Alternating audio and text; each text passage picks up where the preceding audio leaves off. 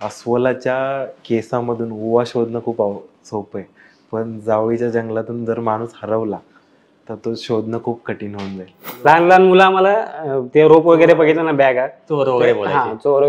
चोर आले. आजकाल काय झालंय की 3-4 ट्रेक केले की असं वाटतं की मला खूप येतं, तर तसं नाही. आता माझी परिस्थिती खूप, मी तर घरी जातो एकतर काहीतरी करतो, मग मला घेऊन चला कुठेतरी. ज्या वेळेला आम्ही तिघांनी ट्रान्स सह्याद्री केली त्यावेळेला रिअलायझेशन झालं की आपण सह्याद्री पुढे काहीच नाही. नमस्कार, मी संतोष आलम. मी संदीप यशवंत धोत्रे. मी चेतन चव्हाण. आम्ही सह्याद्रीचे सह्याद्रीचे वारकरी.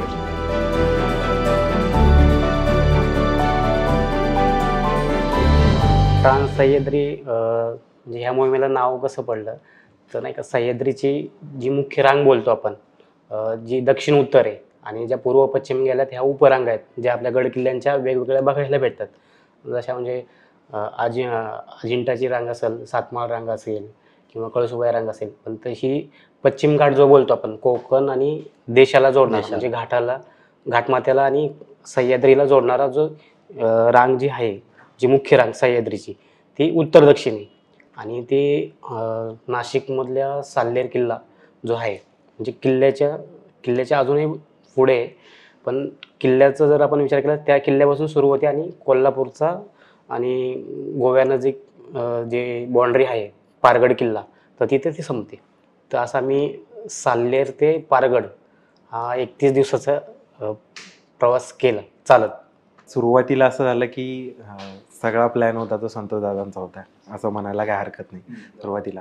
आणि या अगोदर ट्रान्स सह्याद्री मोहीम केलेली आहे, अगदीच नवखी नाही आहे. पण ही जी केली ही खूप अगोदर केली आणि रिसेंट जी केली ज्यांनी पण, ती खूप कमी जण आहेत. आणि त्यातलं जर नाव म्हटलं तर 2017 साली प्रसाद निक्तेने केली.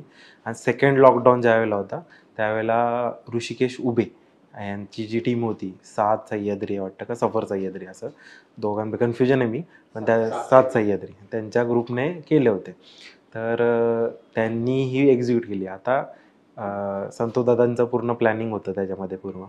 मग त्यानंतर यामध्ये मला मेन्शन करायला खूप आवडेल की साल्हेर ते इगतपुरी ही जी एज आहे ती आजवर सहसा कुणीच केली नाही आहे. ओके, जर एक अपवाद सोडला तर प्रसाद निघते यांचा जर अपवाद सोडला तर ही एज कुणीच केली नाही. या अगोदर ज्यांनी केलेले आहेत, ट्रान्स सह्याद्री म्हणून जी मोहीम झालेली आहे, ती मोहीम साल्हेरमधून ते कळसुबाईच्या दिशेने चालत आले. म्हणजे अचला, अहिवंत हे जे किल्ले आहेत आपल्याला नाशिकच्या पट्ट्यामधले, तिथून मग ते इथे रामशेज या भागेत येऊन इकडे गेले. पण एज फॉलो जी करतात आणि जी सर्वात जास्त एज फॉलो करत जी आपण आलोय, ती मोहीम किंवा ते जे प्लॅनिंग होतं ते मी असं म्हणेल की संतोष दादांचं होतं.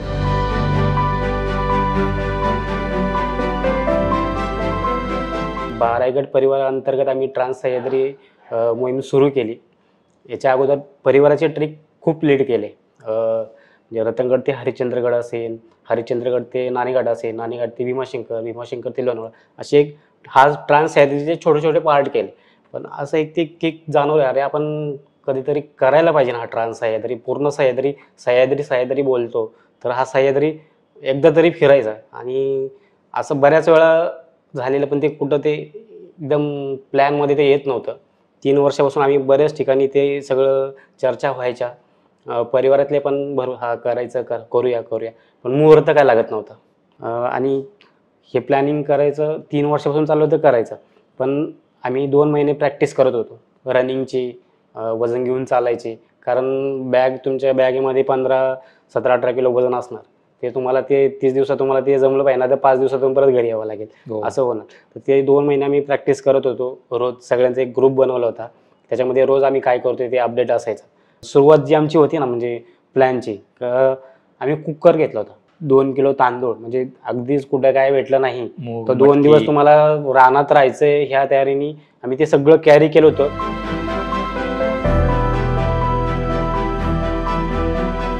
जावळीमध्ये कोण फिरत नाही सहसा. एकदम कसलेले जे ट्रेकर आहेत तेच तिथे जातात, फिरतात. आणि त्याच्या पुढे, जावळीच्या पुढे म्हटलं तर अगदी रेअरच, म्हणजे एकदम हौशी ट्रेकर पाहिजेत म्हणायला चालेल.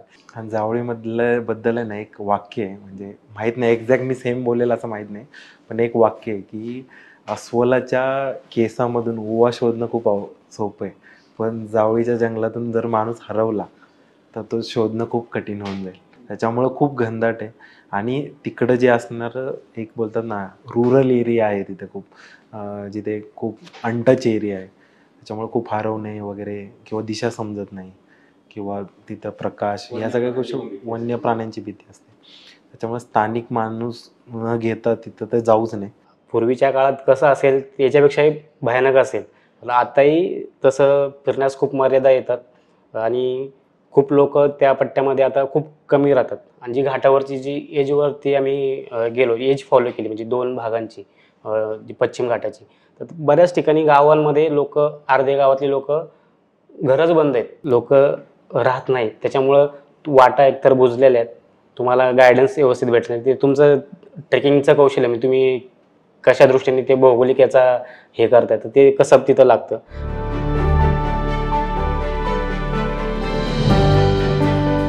सह्याद्रीची रेंज आम्ही साल्हेरपासून सुरू केली. प्रत्येक गावात वेगवेगळे भागात अनुभव आले, चांगले आले, वाईट आले. पहिला अनुभव सांगतो म्हणजे ते लोकांनी खूप वेगवेगळ्या पद्धतीने बघितलं. चोरांच्या नजरेने बघितलं, ते काहीतरी वेगळंच काय जमिनीचा सर्वे करायला आले, जमिनी विकत घ्यायला आले आमच्या बॅगा वगैरे बघून. ते रोप होता, तुम्ही काय धरायला आले का? लहान लहान मुलं आम्हाला ते रोप वगैरे बघितलं ना, बॅगा, चोर वगैरे बोलायचे. चोर आले असं ते व्हायचं. आणि एका घरात गेलो ज्यावेळेस आम्ही, तो साल्हेरचा टकार डोंगर जो आहे, त्याला टकारपोर्ट मॅपवरती ते हे केले, पण तो टकार डोंगर आहे. तर त्याच्या उजव्या बाजूने गेल्यानंतर आसरी गाव लागतं. आसरीमध्ये गेल्यानंतर आम्हाला अंधारच पडला होता. मॅपवरती ते चाललोय आता वाटा केले त्या पट्ट्यातले, पण वाटा काय एवढ्या त्या सगळ्या अनोळखी होत्या. त्या भागात प्रथम फिरत होतो आणि गावं किती लांब याचा काही अंदाज नव्हता. आणि पहिल्याच दिवशी ती सुरुवात होती आमची, पहिल्या दिवसाची साल्हेरवरून सुरुवात केली. आणि तिथे पहिल्या दिवसाचं आमचं असं टार्गेट ठरलं होतं की 6 वाजले ना संपवायचं, ज्या गावात असेल तिथे थांबायचं. पण पहिल्या दिवशी असं झालं की ते पहिल्याच दिवशी आमचं प्लॅनिंग फिसकटलं. जसा गावामध्ये अंधार पडला आणि ज्यांचा रोहितदादांनी कॉन्टॅक्ट दिला होता, तर ते घर खूप अजून 3 किलोमीटर लांब होतं. आणि म्हटलं एवढं आता चालायची कॅपॅसिटी नव्हती. एकतर साल्हेर केला, सालोटा केला आणि पूर्ण ती अर्धी प्रदक्षिणा करून आम्ही त्या शिरसा गावात आलो. आणि आल्यानंतर आता अजून 3 किलोमीटर पुढे चालायचं होतं. मी एका घरात गेलो, ते म्हणले नाही, ते चोर बीर आमच्याकडे त्यात तुम्हाला नाही म्हणले. मी अजून थोडं आतमध्ये गेलो, ते बाबा होते. म्हटलं आम्ही असं असं करतोय, ठीक आहे म्हटले तुम्ही या. ते आम्हाला घेतलं. ते मग तुमच्या बॅग आहेत ना, त्या पाहून ते लोक हे करतात. आणि कोअरमध्ये आल्यानंतर कोअरच्या अलीकडे एक धाप आहे, तिथे पण सेम सिच्युएशन झाली. अंधार पडत चालला होता. ते बाबा म्हटलं आम्ही राहू शकतो का इथे? ते म्हणले राहा. आणि दुसऱ्या दिवशी आम्हाला जेवण केलं, एवढं भारी जेवण दिलं, म्हणजे ती नाचण्याची भाकरी आणि ते घरगुती जेवण वगैरे, आणि खूप भारी सोय केली बाबांनी. वयस्कर होते, 60 क्रॉस असेल त्यांची. आणि ज्यावेळेस आम्ही राहिलो, जेवण दिलं, सकाळी निघालो, तर आम्ही जेवणाचे किती पैसे द्यायचे? काही नको म्हटले, पण तुमची समाधानासाठी 10-20 रुपये द्या. ही गोष्ट म्हणजे ती खूप आश्चर्यचकित होती.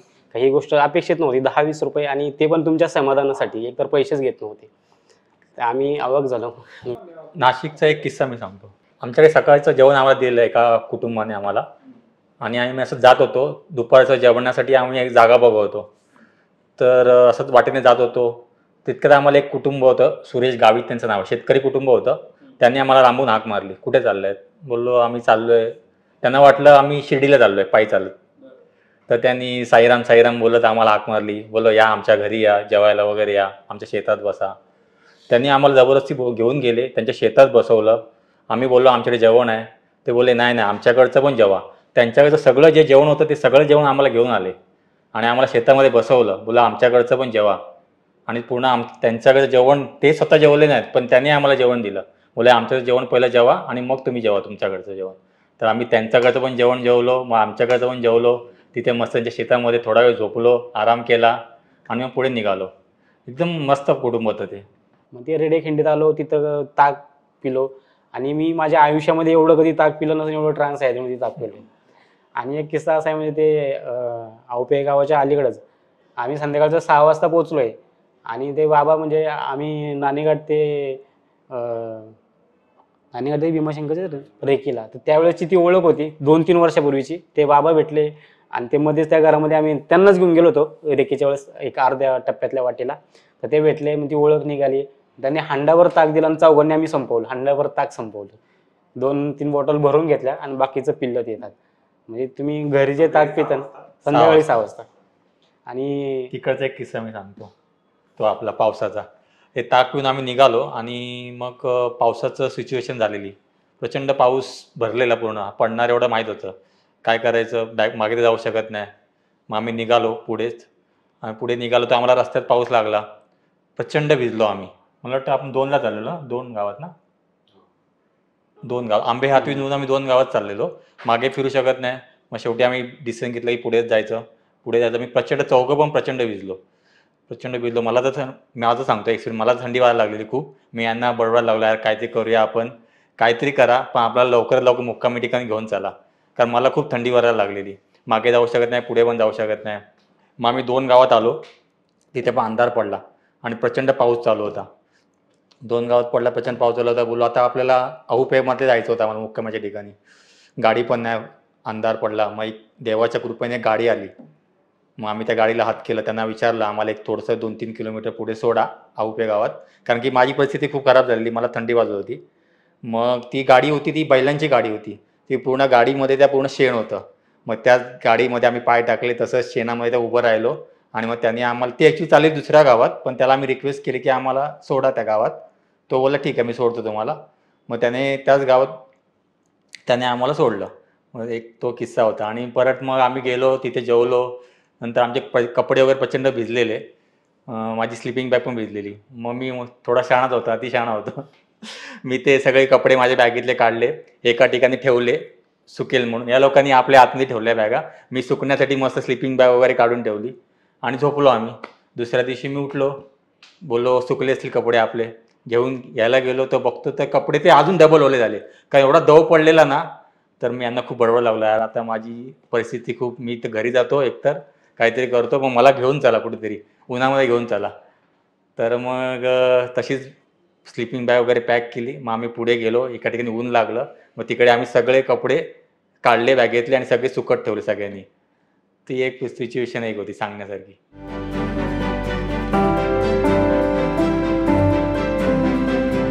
मी सर्वप्रथम बँकेत कामाला आहे, चेंबूर आणि सहकारी बँक मुंबईमध्ये कामाला आहे. सुट्टी तर आमच्या असतात, पण महिनाभर सुट्टी मिळेल की याच्याबद्दल मला शंका होती. मी आमचा प्लॅन ठरला. बोललो आता आपल्याला जायचं तर आहे. मग मी बोललो मी ट्राय करतो, सुट्टी मिळेल की नाही. मिळेल मला सुट्टी, नाही ना बोललो महिनाभर मिळणार असं माहीत नव्हतं, पण 15-20 दिवस आधी बोललो मी सरांना विचारतो. सर बोलले ठीक आहे घे सुट्टी. नंतर मग बोललो सर माझा प्लॅन जवळजवळ 25 दिवसाचा आहे. बोललो मग ठीक आहे 25 दिवसाचं 25 दिवसाची टाक सुट्टी. नंतर बोललो सर मला नंतर आराम करायला पण सुट्टी पाहिजे 5 दिवस. बोललो 30 दिवसापर्यंत गेली सुट्टी. मग बोललो 30 दिवसाला सुट्टी पाहिजे. मग सुट्टी टाकली, आमच्या मॅनेजमेंटने पण पास केली सुट्टी. पण सगळ्यांना आश्चर्य वाटलं की एवढी सुट्टी कशी मिळते 30 दिवस, कारण मोस्ट ऑफ दी कुठल्या कमर्शियल ऑफिसमध्ये नाही मिळत सुट्टी, एवढे कॉर्पोरेट ऑफिसमध्ये. सुट्टी मिळाली. मग नंतर साधारण सांगितलं आपली सुट्टी पास झालेली आहे, काही करून आपल्या 30 दिवसाच्या ट्रेक संपवायचा आहे मोहीम, तसं आपलं नियोजन करू. त्याप्रमाणे आम्ही नियोजन केलं आणि आमचा ट्रेक पण 30 दिवसाच्या कंप्लीट झाला. घरच्यांची, माझी मिसेस पण ट्रेक करते, तिला आम्ही सांगितलेलं. आईवडिलांची नव्हती ॲक्च्युली परमिशन तसं म्हणायला गेलं तर. ते बोलले कशाला एवढे दिवस चाललं आहे, आधीच बारीक आहे, तब्येत अशी आहे, पुन्हा तिकडे जाणार एवढे दिवस, महिनाभर चालणार, अजून बारीक होणार, तर नको जाऊ वगैरे. मग त्यांना मी खरं सांगायचं खोटं बोललो, माझी 10-20 दिवसाचीच मोहीम आहे, मी 10-20 दिवसात परत येणार आहे. मग ते 10-15 दिवस झाले, रोज फोन करायचे, हां कधी येणार आहे, हां आता जरा थोडंसं मोहीम हे झाली आहे, थोडं अजून 1-2 दिवस वाढतात, येतो 2 दिवसांनी. परत 2 दिवसांनी फोन करायचे, हां कधी येणार आहे, हां येतो जरा 2 दिवस, जरा पाऊस बिऊस पडला आहे म्हणून थांबलो आहे आम्ही, थोडा मोहीम जरा अजून एक्सटेंड होते, येतो परत. मग 20-25 दिवस झाल्यानंतर सांगितलं मी आता 30 दिवसांनी येणार आहे, सारखा फोन करू नका.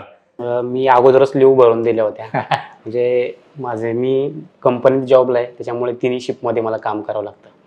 तर बऱ्याच वेळा फर्स्ट सेकंड जे असायचे ते मी असं लिव्ह भरून दिल्या होत्या. एक 10-12 सुट्ट्या झाल्या त्या आणि मी 15 दिवस सांगितलं होतं येणार नाही का, म्हणजे असं ते हे झालं. घरचं सांगायचं तर माझं लग्न झालेलं आहे, मुलं आहेत मला.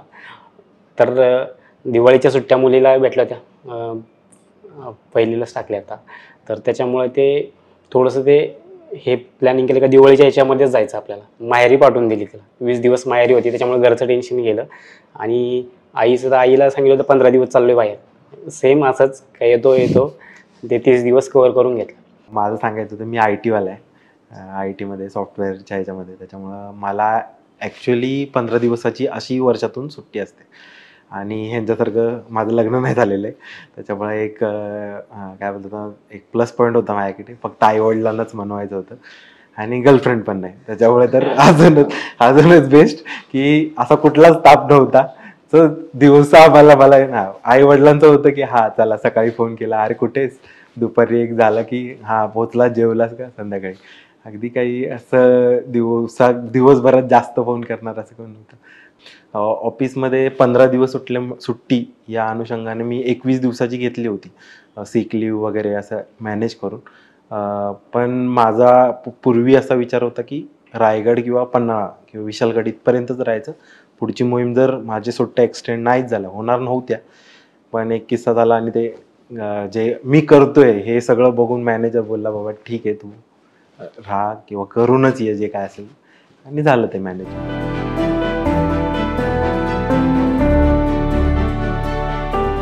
आमचे ओव्हरऑल आम्ही 14 जण होतो स्टार्टिंग जेव्हा मोहीम सुरू केली तेव्हा. हो, त्यात आपले संदीप दादा म्हणून होते चौगुले, त्यांनी रायगडला बॅकआउट केलं. ते 14 जण असेपर्यंत आम्हाला रायगडपर्यंत एक 35,000 रुपये खर्च आलेला साधारण. आणि त्यांच्यात ओव्हरऑल जर आमचा खर्च काढला तर एक 76,000 रुपये, आमचा 75,000 रुपये पुढे आपण खर्च झाला आमचा 30 दिवसात. एक पंकज त्रिपाठी यांचा डायलॉग आहे की इंडिया में घूमने का बहुत इजी है और बहुत सस्ता है. तसंच काइंड ऑफ सह्याद्री खूप महाराष्ट्राला लागली, खूप मस्त देणगी आहे की जिथं आपण खूप फिरू शकतो. घाटवाटा आहेत, किल्ले आहेत, बरंच काही आहे महाराष्ट्रात फिरण्यासारखं. महाराष्ट्रात फिरायचं म्हटलं तर फक्त 300च्या वरती किल्ले जर बघायला गेलं तर आवड असेल काय असेल. बाकी मंदिरं वगैरे तर खूप प्लस पॉईंट आहे, त्याच्यामुळं खूप इझी आहे. आणि इतका मला वाटत नाही की तो 20,000 जरी म्हटलं तरी तो पर हेड 30 दिवसाचा खर्च आहे, खूप जास्त आहे, खूप इझी आहे. आणि हे पण सांगतो की तो जो खर्च आहे तो खाण्यापिणे राहणं ह्याचा नाही आहे, त्याच्यामध्ये बराच खर्च हा गाईडचा आहे.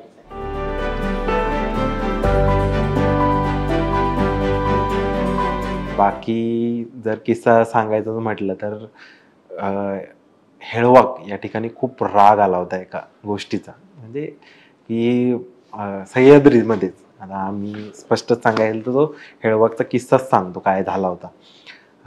आम्ही ग्रुप बनवलेला ज्याच्यामध्ये जवळजवळ 40-50च्या वरती लोक आहेत सह्याद्रीमधले, खूप जाणकार लोक. मग मुख्यतः नाव घेते तर ओमकार दादा, प्रीती पटेल किंवा दुग्गड दादा STFचे, बाकी बरेच मोठे दिलीप वाटवे सर, डॉक्टर ढवळे, हे जे मोठे जाणकार आहेत ज्यांची कुठेतरी आपल्याला मदत होईल.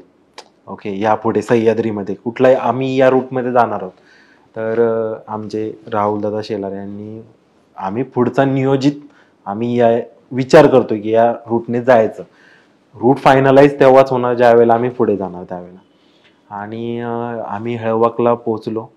हेळवाकमध्ये आमचं डिस्कशन झालं की आपण भैरवगड करायचा आणि भैरवगडवरून पाटरपुंजला उतरायचा. तर तो एक नॉर्मल ट्रेक रूट आहे इथे हेळवाक साईडला. हेळवाक म्हणजे पाटणच्या थोडं या बाजूला, आणि तिथं एजलाच राहतो भैरवगड, तो पाटरपुंजला उतरायचा असं ठरलं. त्याप्रमाणे गोवारी म्हणून गाव आहे, तिथं आम्ही थांबलो. वनमजुराकडे थांबलो हेळवाकच्या.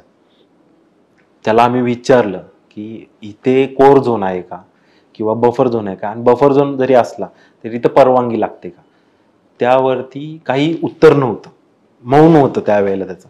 सकाळी उठून तो व्यक्ती म्हणजे जो वनमजूर तो फोन करत होता त्याच्या वरच्या अधिकाऱ्यांना, की सांगत होता की मी 3 माणसे XYZ व्यक्तीने आम्हाला दिलेत आणि मी यांना घेऊन चाललोय. तर आमच्या माघारी अशी गोष्ट घडत होती की रात्री 9:30 वाजता म्हणे आमच्या ग्रुपचे स्क्रीनशॉट व्हॉट्सअपच्या ते वन विभागांना दिले होते, वन विभागाच्या अधिकाऱ्यांनी. आणि विभागाच्या अधिकाऱ्यांनी ट्रॅप लावून आम्हाला फसवलं. ठीक आहे, ते काही झालं असेल XYZ गोष्टी, त्या आम्ही गोष्टी पॉझिटिव्हलीच घेतल्या, त्या निगेटिव्हली घेतल्या नाहीत. तर त्यांनी ज्या गोष्टी आहेत त्या असं घेतलं की आम्ही वर गेलोय आणि त्यांनी बोलले की या खाली आता तुम्ही आमची परवानगी घेतल्याशिवाय नाही घेतला. मग त्यांच्याबरोबर बरंच डिस्कशन झालं की ह्यांना विचारलं होतं, वन मजूर पण तुमचेच आहेत, असं नाही की दूरचे आहेत, फक्त तुम्हाला जे DFO वगैरे आहेत वन अधिकारी त्यांना न सांग. परत तो वन मजूर त्यांच्या वरच्या ज्या मॅडम आहेत त्यांना पण फोन करत होता. इट्स अ मिसकम्युनिकेशन राईट, की असं काही झालं नाही की आम्हाला काही इलिगल ऍक्टिव्हिटी करायची. तर त्यांच्यावर पण दडपण होतं. दुसरी बाजू सांगतो, दुसरी बाजू त्यांच्यावर दडपण होतं की हे व्हॉट्सअपचे ग्रुप आहेत, हा स्क्रीनशॉट आहे, हे काहीतरी इलिगली करतात हे तुम्हाला माहिती आहे. तर त्यांच्यावरून पण दडपण नाही होतं. त्याच्यामुळे आमची खूप दुविधा झाली होती तिथं. आणि आमच्याच ग्रुपमधली काही माणसं असं काय करतात, आता त्यांना असंही करता आलं असतं की तुम्ही सांगा ना आम्हाला की तुम्ही काहीतरी चुकीचं करताय, तुम्ही हे जे करताय हे चुकीचं करताय, तुम्ही या बाजून जा. हे करायची गरज नाही ना की हा तुम्हाला आता आम्ही येऊन पकडलं आता फाईन भरा. आम्हाला पैशाचं काही पडलेलं नाही की आम्ही फाईन भरला, आम्ही चुकी केली आम्हाला मान्य आहे, ठीक आहे हरकत नाही, फाईन भरलं, पण आमचा जो दिवस वाया गेला त्या सगळ्या गोष्टीमध्ये तो खूप कॉस्टली आहे आमच्यासाठी या मोमेंटला, असं मला वाटतं. तो एक सीन दुसरा म्हणायला लागेल की हेळवाकमधला, की खूप प्रचंड राग आला होता.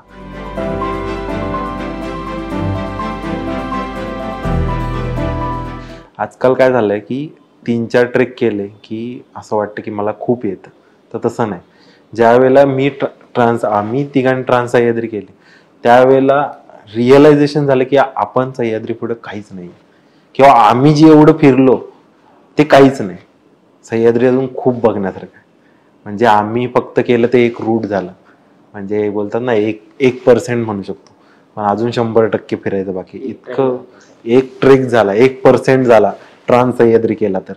पण इतक्या घाटवाटा, इतके किल्ले आणि इतकं काही बघण्यासारखं आहे सह्याद्रीमध्ये की तुम्ही जज नाही करू शकत किंवा तुम्ही अंदाजही नाही लावू शकत. त्याच्यामुळं जिथे गायडन्स मिळेल आणि सरळ स्थानिकांना पैसे गेले तरी चालतील आणि पण स्थानिक लोकांना घेऊन ट्रेक करणं खूप गरजेचं. आणि या मुद्द्यावरती अजून एक बोलायचं आहे की सह्याद्रीतल्या ट्रेकर्स लोकांनी खूप लाडावून ठेवलंय असं पण म्हणता येईल. ओके ठीक आहे, माझं वैयक्तिक मत आहे की जी लोक येतात तुम्हाला मदत करायला, ओके, त्यांना तुम्ही दिवसाची मजुरी द्या. एक्स्ट्रा पैसे दिले नाही दिले काही फरक नाही पडत. ओके, मला तरी काही फरक नाही पडत की मी देईन. आम्ही अक्षरशः सांगितलं तर दिवसाचे 3,000 रुपये पण दिलेत गाईडला. ओके, खरंच आम्हाला पर्सनली काही फरक नाही पडत. बट ह्याचा दुसरी बाजू सांगतो, ज्या वेळेला आपण गाईडला पैसे देतो, ओके, आणि ज्या वेळेला दुसरे कोणी ट्रेकर्स आहे ना जे पैशाचे खरेच विचार करत असतील की अरे ह्याला काही 3,000 रुपये द्यायचे, ठीक आहे, अशा वेळेला जर त्या व्यक्तीने गाईड घेतला नाही आणि तो जर त्या जंगलात गेला आणि त्याचा काही अपघात झाला, काही वाट जरी हरवला, त्याचा एक दिवस जरी तिथं वाया गेला तर ते खूप नुकसानच आहे. त्याच्यामुळं गाईड घ्या, म्हणजे माझं तर सगळ्यांना म्हणणं असेल की गाईड घ्या, त्याला पैसे द्यायला लागले तर चालेल, पण दुसरी बाजू सांगतो की प्रत्येकाने ना गाईडला इतकं पण त्या वाटाड्यांना इतकंही लाडावून नका ठेवू की ते तोंड भरून पैसे मागते. असं एका ठिकाणी झालं, एका गावामध्ये 2 तासाचा पण रस्ता नव्हता, अगदी दिवसभराचा. तिथे त्यांचं असं त्या माणसाचं म्हणणं होतं, नाही मला 1200च द्या, हेच द्या. आणि आम्ही म्हटलं नको, नका येऊ दादा तुम्ही, असं काय नाही. मग ठीक आहे, मग ताकाचे माझे द्या, असं हे झालं. म्हणजे ते बोलतात ना एक तिथल्या स्थानिक, म्हणजे तिथे एक प्रसिद्ध घाटवाट आहे, ओके, तर त्या घाटवाटांनी त्या तिथे येणाऱ्या लोकांनी तिथं लाडावून ठेवलं असं म्हणायला काही हरकत नाही.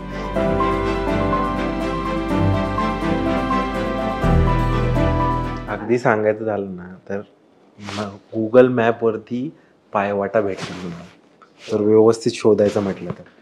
पण त्या गुगल मॅपच्या भरोश्यावर नाही राहू शकत. म्हणजे अगदी वेळ प्रसंगी आले ना, तुम्ही तुमच्या दिशेचं लॉजिक किंवा तुमचे कुठे डॅम राहिला, काय राहिला, GPS नॉलेज किंवा तुम्ही तुमचं ट्रेकिंगचा अनुभव हा खूप महत्त्वाचा असतो तिथे. आणि सांगितलं तर संदीप दादा चौगले यांचा डायलॉग आहे की आपल्याला कुठं थांबायचं कळलं पाहिजे. म्हणजे तेच आहे की बॅकआउट कुठं घ्यायचा, आम्ही बोललो ना 4.5 तास आम्ही तिथंच फिरत होतो त्या एकाच पट्ट्यामध्ये. तिथं सांगतो हार्डली 20 फुटाचा पॅच होता तो. जर उतरायचंच म्हटलं तर ज्या 2 डोंगर येतात त्या घळीतून आम्ही उतरू शकलो असतो, काही करता आलं असतं. पण आमच्याकडे सेफ्टी इक्विपमेंट नव्हतं. यदा कदाचित आमच्याकडे जर रोप असता तर आम्ही तो यू मारून काहीतरी प्रयत्न करून तिथं उतरलो असतो. पण आमच्याकडे त्यावेळेला आम्ही रोप वगैरे देऊन टाकलेलं. त्याच्यामुळं तिथून पुन्हा अर्धा पाऊण 1 तास का होईना माघारी आलेलं कधी पण चांगलं. पण उगाच जमेल, रिस्की येईल म्हणून ते उतरणं खूप चुकीचं आहे तिथं. मगाशी झालं ना तुमचं, एखादा ट्रेक लावला ना, तर आता परिवारामध्ये ज्यावेळेस ट्रेक लावतो, म्हणजे चेतन असेल, मी असेल किंवा परिवाराची इतर टीम असेल, एखादा ट्रेक लावला तर ट्रेकची पहिली रेकी असते. म्हणजे ती रेकी करून यायची, कुठे अडचणी आहेत, तुम्ही कुठे थांबू शकता, कुठे राहू शकता, ते या सगळ्या गोष्टीची रेकी झाली पाहिजे. तर ती रेकी वगैरे मला नाही वाटत असे जे आता जे रेस्क्यूच्या याच्यात खरंच सापडतात ना ती लोक असं काही करतात, म्हणजे असं, तर त्याच्यामुळेच ते अडकतात. नवीन ट्रेकरचं तुमचं, तुम्ही जाताय कोणत्या एखाद्या गडावर जाताय, त्या गडावरचं तुमचं ते म्हणजे नकाशा वाचन, तुम्हाला भौगोलिक आजूबाजूला काय ह्या गोष्टीची माहिती पाहिजे. नवीन असतं प्रत्येक गोष्ट, पण तुम्ही जे थिअरी बोलतो ना, म्हणजे तयारी, तर त्या गोष्टीची पाहिजे. मॅप आता खूप चांगले ॲप्लिकेशन आलेत का तिथे तुम्हाला फक्त वाट फॉलो करत जायचं आहे. आणि मेन म्हणजे तुम्ही गावामध्ये पोहोचताना तर गावकऱ्यांचे नंबर पाहिजेत तुमच्याकडे. आणि अगदीच चुकणार नाही असा कोणता माणूस होतच नाही, वाट चुकतो, कारण वाटा बदलतात दरवेळेस. तर वाट चुकल्यानंतरच भौगोलिक तुम्हाला एक अंदाज जाताना आला पाहिजे, इकडे झाड आहे, इकडे दगड आहे, इकडे नदी आहे, त्या गोष्टी तुमच्या त्या डोळ्याखालून त्या मनामध्ये रुजल्या पाहिजेत. म्हणजे अगदीच 4-5 ट्रेक केले की त्या गोष्टी होत नाही, हळूहळू त्या गोष्टी, पण तुमची ती तयारी पाहिजे ती करण्याची. आणि सोबत जे म्हणतो ना, आता बरेचसे जे अपघात होतात किंवा चुकतात, ओव्हर कॉन्फिडन्समध्ये जातात. काय पाणी नाही घेतलं तर काय होते, पाण्यामुळे बरेचसे हाल होतात. तर पाणी कमीत कमी तुमच्याकडं 3 लिटर पाहिजेच पाहिजे. आम्ही पूर्ण ट्रेकमध्ये 3 लिटरमधलं 1 लिटर आमचं हे होतं, ती बॅकअपला ती बॉटल काढायची नाही. 2 लिटर जे पुढं गाव भेटलं का ते भरत जायचं. मग अरे पुढे काय पाणी भेटणार आहे, मग कशाला भरून घेऊ, वजन हलकं होईल, असं बिलकुल झालं नाही.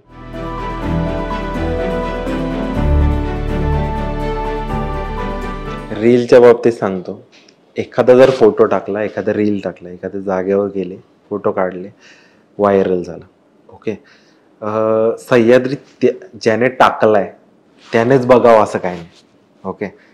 दुसऱ्याने पण जाऊन तिथे बघावं, पण तुझी तिथं जाण्याची कॅपॅसिटी आहे का, ओके. तिथे त्या पॉइंटला तू जर तो समजा रील आहे ती जर त्या डोहात काढली त्याला तितकं चांगलं पोहता येतं. तो ज्या वेळेला तिथे पोहोचला त्यावेळेला परिस्थिती कशी होते, तू ज्या वेळेला जाशील त्यावेळेला तिथं पाऊस जास्त असेल तर मग त्यावेळेला काय करणार. मग या सगळ्या गोष्टीची जर नॉलेज आहे ना, तो दुसरा व्यक्ती जो जातो बघून त्याला असली पाहिजे, असं माझं म्हणणं आहे. सह्याद्री त्याने अनुभवला, ह्याने पण अनुभवला पाहिजे. उद्या तिथं गर्दी होणार, तुला गर्दीच्या जायचं नसतं, तू विगडेजला जा. तुम्हाला जर सह्याद्री अनुभवायचं तर तुम्ही आता यापुढे असं होणार आहे की विगडेजला अनुभवायला लागणार, ओके. तुम्ही शनिवार रविवार सह्याद्री अनुभवू शकत नाही पुढच्या काही दिवसात, मी स्पष्ट सांगतो. कारण ट्रेकिंग या गोष्टीकडे खूप कल वाढणार आहे. आणि तो पावसाळ्यात तर इतका वाढतो की भयान परिस्थिती होऊन जाते. लोणावळा सारख्या आजूबाजूच्या किल्ल्यांमध्ये असं मी म्हणणारच नाही की नाही ही पावसाळी बेडका आली, ही खूप चुकीची मानसिकता आहे आजकालच्या ट्रेकर्स लोकांची. तुम्ही वर्षभर हिंडता याचा अर्थ तुम्ही काय विकत नाही घेतलं सह्याद्री. तुम्ही ज्या वेळेला हिमालयात जाता त्यावेळेला हिमालयात तिथं थंडीच्या दिवसात जाता का, नाही जात. हा तिथं मस्त बर्फ पडतोय वरून, तुम्ही जाता बघायला, नाही. तुम्ही उन्हाळ्यात जाता फिरायला. का उन्हाळ्यात जाता, जाऊ पावसाळ्यात बघू फिरायला, बघू तिथं जर परिस्थिती आल्यावर तुम्ही काय करणार, नाही जाऊ शकत तुम्ही तिथं.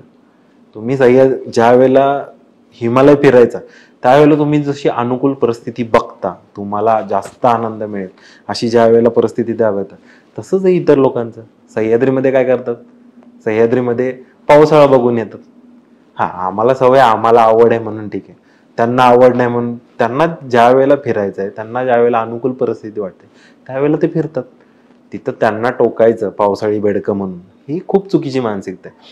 हा मग आता त्या बाकीच्यांनी काय करायचं, बाकीच्यांनी मी सांगितल्याप्रमाणे ज्या वेळेला आपली अनुकूल परिस्थिती असेल, जिथे एखादा धबधबा असेल, एखादा किल्ला असेल, एखादा स्पॉट असेल, तिथं जायचं असेल, पावसाळ्यात रिस्की स्पॉटवर जाऊ नये.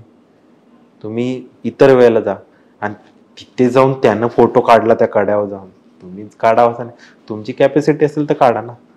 ठीक आहे, तो सुंदर दिसावा गड किल्ल्यांचं महत्त्व काय, आणि असं काय दाखवून काय गड किल्ल्यांचं महत्त्व नाही. असं मी भरपूर कंटेंटवाले दाखवू शकतो की ज्यांना अजिबात रीच नाही, पण त्यांचा कंटेंट खूप छान असतो. आणि तुम्ही एखादा फोटो टाकणार, एखादा रील टाकणार, एखादी ते FPS ड्रोन चालवून मस्तपैकी व्हिडिओ काढणार, त्याला अर्थ नाही राहत किंवा कोणी त्याला मतलब नाही राहत. असेही कंटेंट दाखवतो मी, ड्रोनने मस्त फोटो टाकलाय, मस्तपैकी त्या प्रत्येक किल्ल्याची मार्किंग केली, तो फोटो तुम्ही सेव्ह करून घेतला तर तुम्ही किल्ल्याचं एक आणि एक गोष्ट बघू शकता. मी नाव घेत नाही कुठल्या कंटेंटचं की ह्याने ड्रोनमधून काढला, ह्याने फक्त नॉर्मल टाकला, ते बघून लोक केले. असे पण लोक आहेत की ड्रोनमधून व्हिडिओ आणि फोटो काढून मस्तपैकी त्याला मार्किंग केली आणि ती दाखवली. तो जर फोटो एखाद्याला भेटला तर तो किल्ला पूर्ण एक्सप्लोअर करण्यासाठी त्याला मदत होईल ना. त्याच्यामुळे किल्ल्याचे जे फोटो आणि रील आहेत त्याची एक चांगली बाजूही आहे आणि वाईट बाजू आहे. वाईट बाजू मी सांगितलं की जर तुम्हाला ते करायचं आहे तर तुमची कॅपॅसिटी असली पाहिजे ते सगळं बघण्याची, ते करण्याची, एवढंच आहे. तुम्ही बघू शकता, जाऊच, मी म्हणतो की तुम्ही पण जाऊन तसंच फोटो काढा, मी स्पष्ट सांगतो, पण तुमची तितकी कॅपॅसिटी पाहिजे, तिथं तशी परिस्थिती पाहिजे, नाही तर तुम्ही जाऊ नका. महाराष्ट्रात प्रचंड आपल्या सर्व जिल्ह्यांमध्ये चांगले चांगले किल्ले आहेत. तसं नाशिकमध्ये खूप किल्ले आहेत, पण मी बघतो स्वतः की गर्दी ही फक्त जे फेमस किल्ले आहेत, हरिश्चंद्रगड, राजगड, रायगड, तिकडेच होते. तर मला सगळं ट्रेकर्सना एवढं म्हणायचं की तिकडे पण जा, पण नाशिक जिल्ह्यात जे किल्ले आहेत तिकडे पण जात नाही, तर तिकडे पण आवर्जून सगळ्यांनी जावा. सगळ्यांनी हरिश्चंद्रगड, राजगडला गर्दी करू नका. तर नाशिक जिल्ह्यात पण आपले खूप सुंदर किल्ले आहेत, तर तिकडेही भटकंती करा तुम्ही.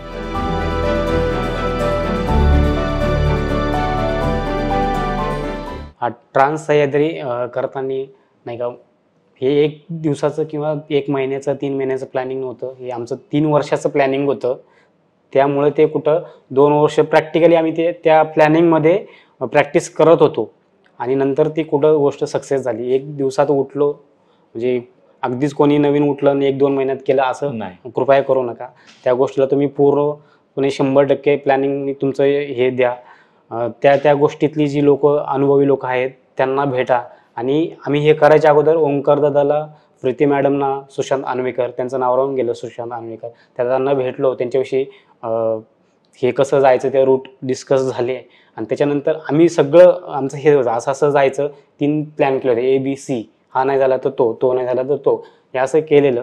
आणि त्या गोष्टींनी 1 दिवसात एकही प्रॉब्लेम न येता ती मोहीम यशस्वी पूर्ण झाली. सगळ्यांचा आभार मानू इच्छितो. पूर्ण जे अनुभवी लोक जे आहेत, म्हणजे ओंकार दादा असेल, प्रीती मॅडम असेल, सुशांत दादा असेल, परिवाराची पूर्ण टीम असेल, दुग्गड सर असेल STFचे, किंवा वाटवे सर असेल, अजूनही अनुभवी लोक होते मी ज्यांना कधी भेटलो नाही आयुष्यात, कधी ओळखत पण नाही, असे पण ग्रुपमध्ये होते. ह्या लोकांची खूप मदत झाली प्लॅनिंगविषयी. ढवळे सर आम्हाला भेटायला आलते पडरवाडीला, जेवण घेऊन आलते, त्यांचे मिसेस आणि म्हणजे नाशिकच्या पट्ट्यामध्ये रोहित जाधव, गणेश सोनवणे यांची मदत झाली. नगरच्या पट्ट्यामध्ये भास्कर दादा, आता पाचणीचे सरपंच आहे, त्यांची, नामदेव बांडे. नाणेघाटमध्ये पण ओंकार दादाचे खूप ठिकाणी चांगले कॉन्टॅक्ट आहेत, त्याची ती मदत झाली. राहुल शेलारांचं नाव राहिलं ते सांगायचं, पण त्यांनी खूप मदत केली त्या गोष्टीसाठी. परिवाराचं नाव असल्यामुळं परिवाराची जी मुलं भेटायला आली, म्हणजे बॅकअप टीम, तुम्ही 4 जण जाताय पण 4ला तुम्हाला 40 जण पळणारी लोक असतात, ती पडद्यामागं असतात. आम्ही जरी 4 जण पुढे असलो तरी 40 लोकांची ती मेहनत आहे. त्याच्यामुळं ही मोहीम यशस्वी होऊ शकली.